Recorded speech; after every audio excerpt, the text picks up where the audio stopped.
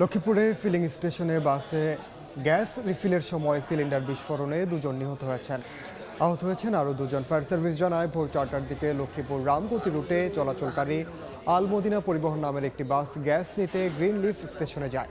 এ সময় বাসের সিলিন্ডার হঠাৎ বিস্ফোরণ হয়। এতে ঘটনাস্থলেই মারা যান কালাম নামে একজন। খবর পেয়ে লক্ষ্মীপুর ফায়ার সার্ভিসের একটি ইউনিট ঘটনাস্থলে পৌঁছে আহতদের উদ্ধার করে সদর হাসপাতালে পাঠানোর সময় আরও একজনের মৃত্যু হয়। প্রাথমিক চিকিৎসা শেষে আহতদের ঢাকায় পাঠানো হয়েছে।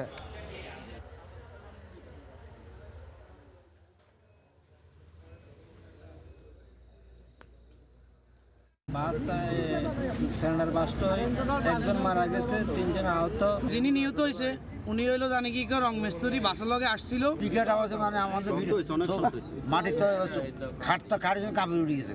এখানে বাসে গ্যাস দিয়ে বিরাট আকারে সমস্যা করতেছে এলাকা নিতে। বাসের গ্যাস দিয়ে বদ্ধ করো।